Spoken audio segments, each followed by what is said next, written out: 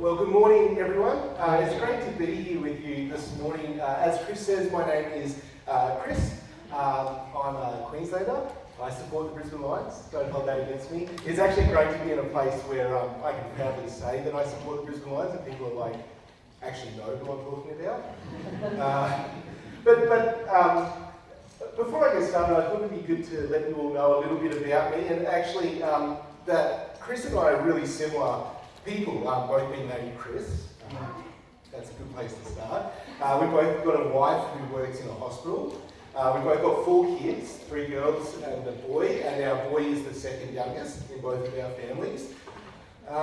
We both work in a church, serve in a church that is attached to a school, but not sort of officially attached to a school, I guess you could say. We're both extremely good looking. That was a joke. And I'm just really grateful to be here and have this opportunity to share a message with your people. Chris, to share a message with you all. So thank you all for having me here this morning.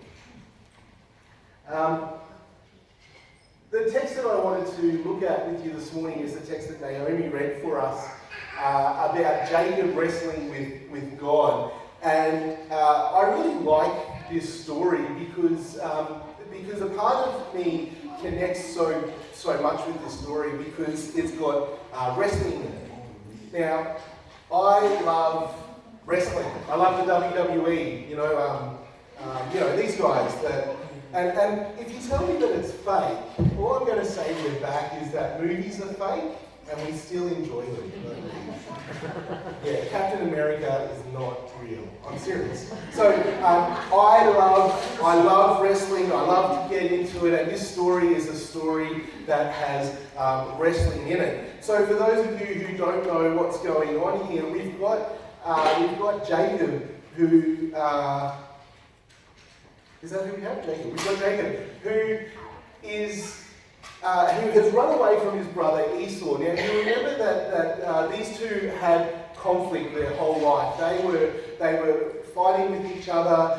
Jacob stole Esau's birthright as the eldest son. And what we actually find is that Jacob left his community, he left his home, and he went away, and as we read the story, he married 2 women, he had his children, he grew his livestock and stuff. And just before this part of the story happens, Jacob upsets his father-in-law to the point where he feels that he now has to run away from that. And the only place that he's confident enough to go is back into his family's lands.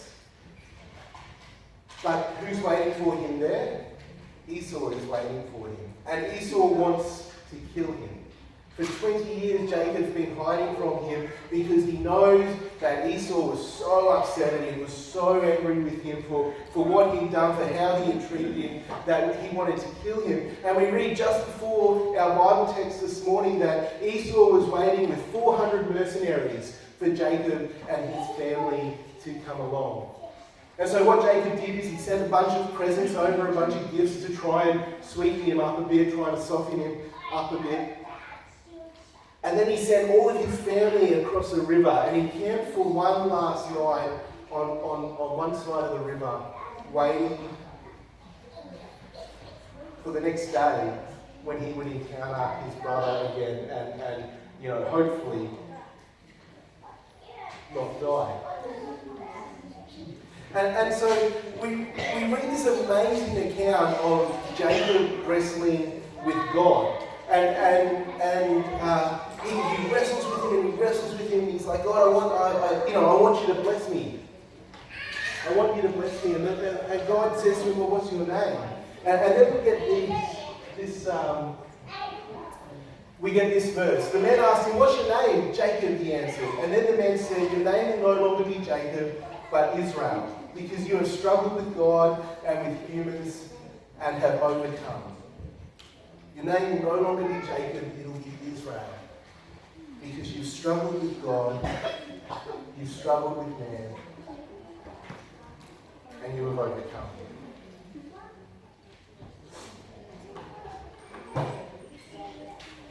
And we all know the history. We know that Jacob doesn't die. We know that Jacob's 12 sons becomes the 12 tribes of Israel, and that they, as they're in exile in Egypt, they grow and grow, and then they become a powerful nation as they leave Egypt and wander in the wilderness, and then they become a great nation as they take Israel and they make Jerusalem the home, the city, the base for God, for his temple, for his presence in this earth. We read through the Old Testament how the people of Israel grew and grew, and then we know that Jesus came along as a part of Israel, and then with his message, with the reality that we become children of God, Israel grew, and the people of God grew, not just to the people born into that family, but to people who are born through the work of the Spirit. For you and I, as God's people, we know that the Israelites have grown to be a great number, and that we actually become the new Israel. We become the new Israel. In Matthew 19, Jesus says to them, "Truly I tell you, at the renewal of all things, when the Son of Man sits on his glorious throne, you will have followed me. You who have followed me will also sit on the 12th throne, making the 12 tribes of Israel." In Galatians 6, speaks of mercy to all who follow this rule, to the Israel of God. And in 1 Peter chapter 2, "But you are a chosen people, a royal priesthood, a holy nation, God's special possession, that you may declare the praises of him who called you out of darkness into the wonderful light." You know, the reality is that we are the new Israel. We are the Israel. We are the people of God. And you know that song that we sing, Father Abraham? Father Abraham has many sons. Yeah, that's that concept, that's that idea that we are the new Abraham, because the promises that were made to Abraham all the way back in Genesis, we are a part of that promises. Promises like this one, where God says, "I will surely bless you and make your descendants as numerous as the stars in the sky, and as the sand on the seashore. Your descendants will take possession of the cities of their enemies, and through your offspring all nations on earth will be blessed, because you have obeyed me." So in the Old Testament, the people of God took on the name Israel. And through it that we can see the reality of the meaning of that name for those people. They were truly people who struggled with God and struggled with man. Think about the story of the people of Israel. Not long after these accounts in Genesis, there was a huge drought, and the people had to go and sell themselves into slavery in Egypt. From there, God blessed them as they were able to leave and as they were able to go out of Egypt and into the promised land. We read through the Old Testament of how they set up their country and how they set up the rules and everything around worship and all the things that these true people of God were doing. We read of the years of the judges and the kings and the prophets and the exiles, and how all the time throughout the history of God's people, it was a history of them wrestling with God. And it was a history of them wrestling with people. And time again, we see that these people, the Israelites, overcome.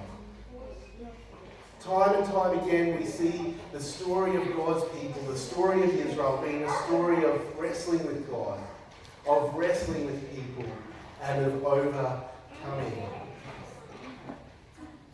And as we have become the new Israel, the reality is the same for us. This is the reality that John talks about right at the start of his gospel. When we have this amazing Christmas verse where we read, "Yet to all who did receive him, to all those who believed in his name, he gave the right to become children of God. Children not born of natural descent, nor of a human decision, or of a husband's will, but born of God." The reality for us as disciples of Jesus is is that we are people who are the new Israel. We are God's people. And through the work of Jesus, who gave up what he had in heaven, who gave up being God and being with God, and came down to earth and lived in a poor family, who struggled and worked hard day by day to make it through. We have the reality of a God who didn't come and set himself up in a presidential palace, but came and worked hard like you and I do day in, day out. We have the reality of a God who came to us and struggled with the realities of this world. He cried as his friends died. He felt the pain of rejection as time and time again people left him and left the gospel message that he had to bring. We have a God that didn't just come and rule over us, but we had a God who came and served us as he washed his disciples' feet and as he told us to do the same. We have a God who knows the pain of rejection, of torture, and of crucifixion as he laid it all out there on the cross for us so that we could become children of God. And this is not something that's just given to us who are perhaps born into Christian families. It's not something that's just given to us who grace the churches throughout the world on a Sunday morning. This is a message that is given to all people, and it says no matter what you've done, no matter what you're struggling with, no matter what the reality of your life is at the moment, no matter what you're going to do in the future, God's love is greater. His grace for you is greater. His forgiveness is greater. The reality of Jesus coming into this world and suffering and dying means that no matter what we go through, no matter what we do, no matter who we are, that we have the right to become children of God. We have the right to become the new Israel. And this is the identity that we take up as God's people. As the new Israel, we take up the reality that we are people who struggle with God and who struggle with humans. Because let's face it, being a disciple isn't easy. Living in the pain of this world is not easy. And just because we're Christian people doesn't mean that we don't still struggle with the same things that the rest of the world struggles with. We still feel the pain of death as loved ones die. We still feel the pain of rejection, of being cheated on, of being fleeced. We still feel the effects of sinfulness in this world. Just because we're Christians isn't a magic pill for us to stop all the pain and all the hurt. The reality is that we struggle with people in this world. We wrestle with people in this world. And we wrestle with the call that we have as disciples as we interact with people as well.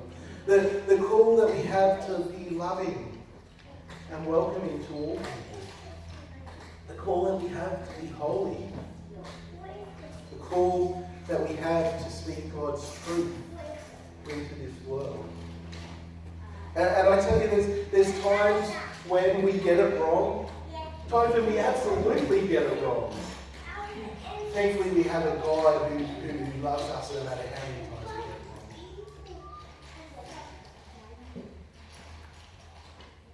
wrong. In James chapter 4, James talks about our passions being a driving force in our life.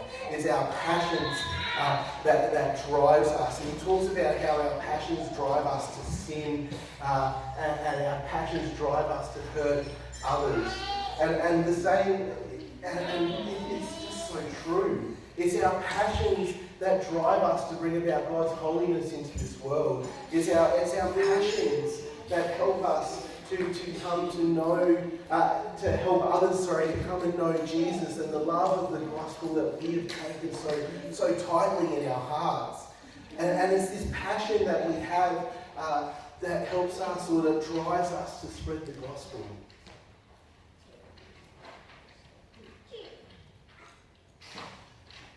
And we get it so wrong at times, don't we? In our passions to share the truth of God's will in this world, we end up speaking hurt into the lives of people, not love. We wrestle with this idea of being holy yet being full of grace. And how do we do that in a world that seems to separate the two and make them two completely opposite things? In our passion to serve God, we often we find that there's conflicts with the world. And so the struggle that we have as Christian people is, how do we live in a reality of a world that is so hard and seems to be so much against us, but to live with love? And this is wrestling with people. This isn't a bad thing. This is who we are.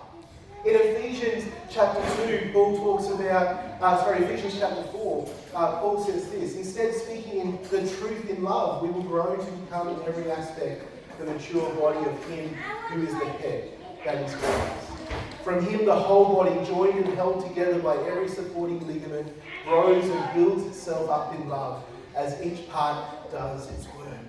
The call that we have as Christian people is to speak the truth, but to do it in love.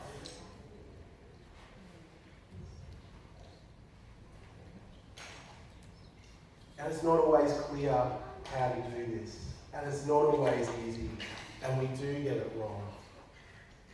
I don't know about you, but I see so many differing views from Christian people on massive social issues that we're dealing with. And you see this on social media all the time, like issues that we're dealing with as a society, climate change. And you just have to be on social media for 2 minutes to see all the social media warriors come out and talk about climate change from the Christian perspective. And they seem at times to contradict each other.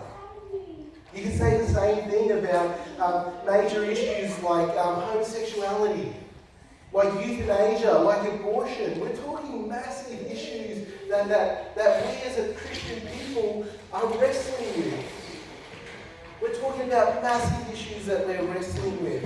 And I tell you, it would be so easy if we lived in a world that was black and white, where things were right and things were wrong and there was no grey in between. But the reality is that God created this world to be full of life and full of colour.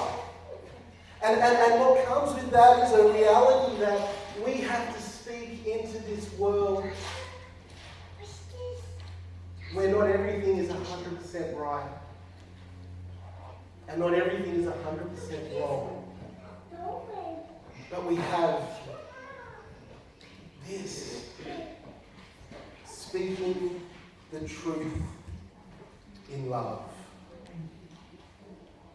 And so as God's new Israel, we wrestle with man. And we wrestle so hard. But we also wrestle with God. And it's a reality that as Christian people, we doubt God. It's a reality that we get angry at Him and at Jesus when things are hard, when pain is real, when we're cut deep. You know, I often think of David and what he went through. You know, losing a child. And as you read through the Psalms, you can see the passion and the anger that he has towards God in this most painful time in his life. In Psalm 22 we read, my God, why have you forsaken me? Why are you so far from me, from saving me, so far from my cries of anguish? My God, I cry out day by day, but you don't answer. By night, but I find no rest. Yet you are enthroned as the Holy One. You are the one whom Israel praises. In you, our ancestors put their trust. They trusted and you delivered them. To you they cried out and were saved. In you they trusted and were not put to shame. God, why am I crying out in this pain that I'm living in, and you don't seem to be answering me? You've saved my people time and time again, but I'm in pain and you're not answering me. Does this sound like anyone's life? I think we can all realise that there's times that we've been here, or we might know someone else who has been in this exact situation. God, why is this happening to me, and why does it hurt so much, and why does it seem like you just don't care?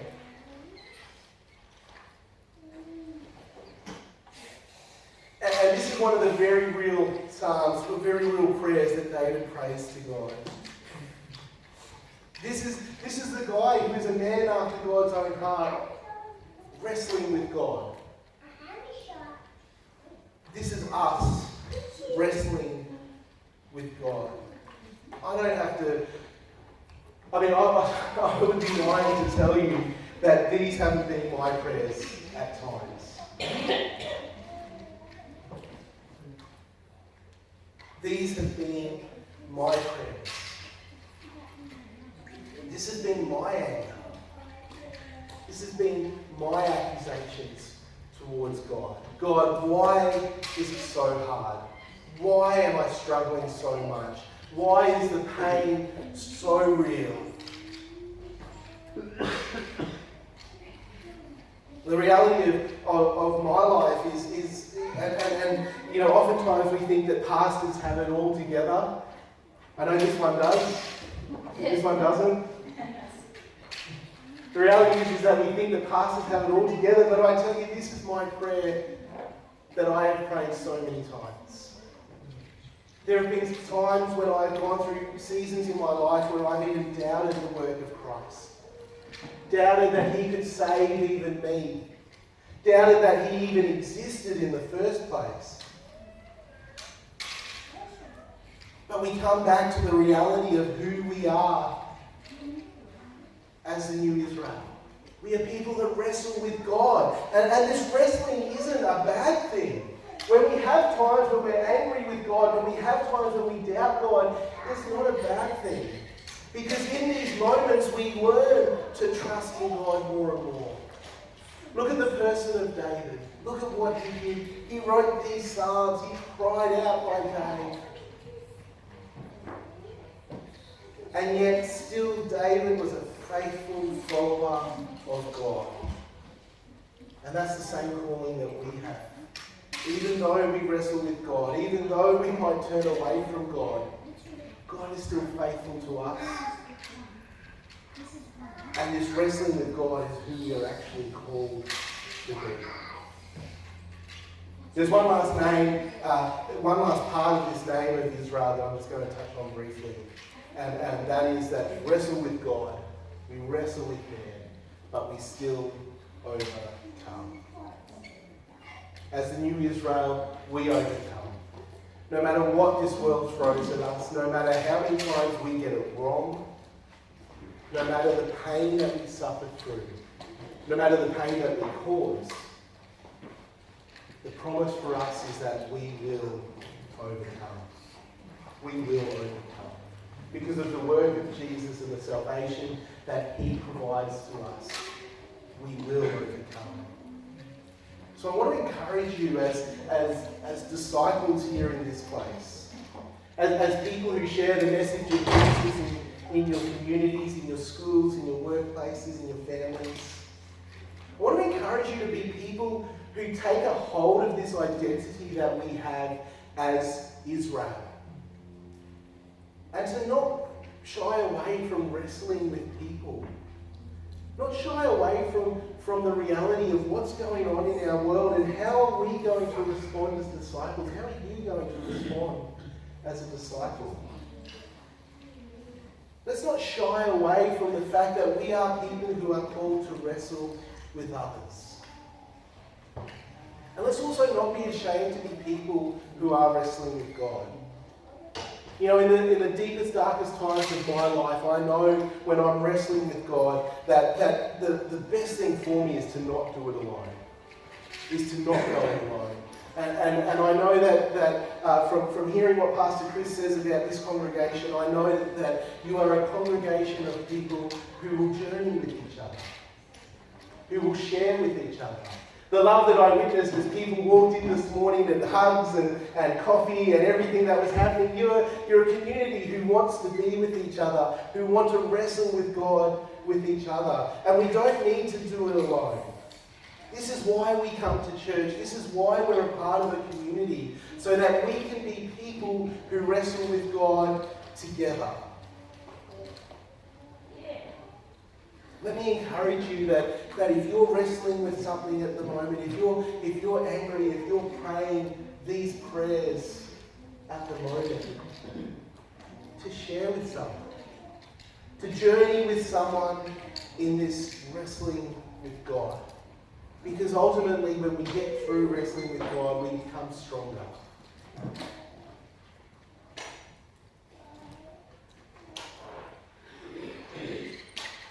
Ultimately, as a church, we become stronger and we can share the reality of our own wrestlings with people who are struggling after us.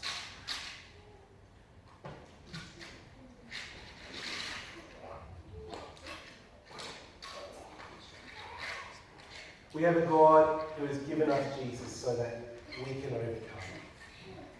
And at the end of the day, when we wrestle with Him, when we wrestle with others, we know that we have eternity secured for us. And so as we wrestle with God, as we take that identity as the new Israel, let's take a hold of that with the confidence and the knowledge to know that we are God's people. We are His children. And we will overcome no matter what this world throws at us. Will you join me in prayer?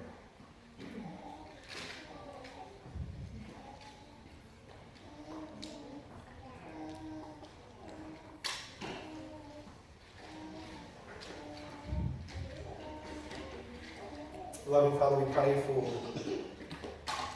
for all of those in our community here who are wrestling with you. Father, help them to not be ashamed.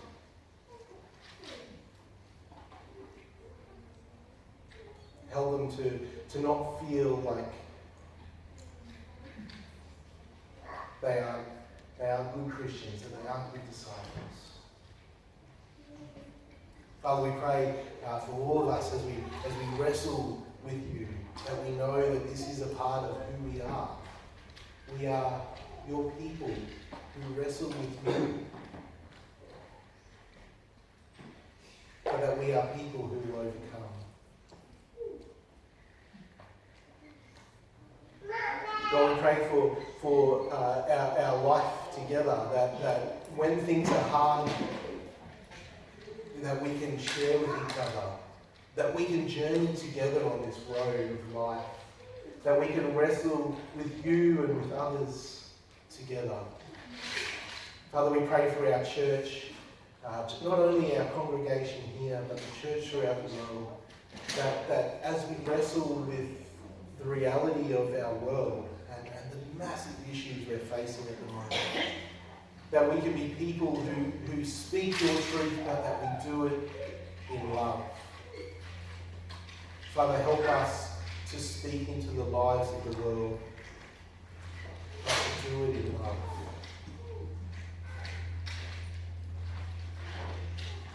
Father, as your Son is all-powerful and almighty, as he did overcome death, help us to hold on to that truth, that we are people who will overcome. No matter what this world throws at us, help us to hold on to the promise of Jesus and the love that he lives with us, and the love that lives inside of us. Father, we pray all these things in his holy saving name. Amen.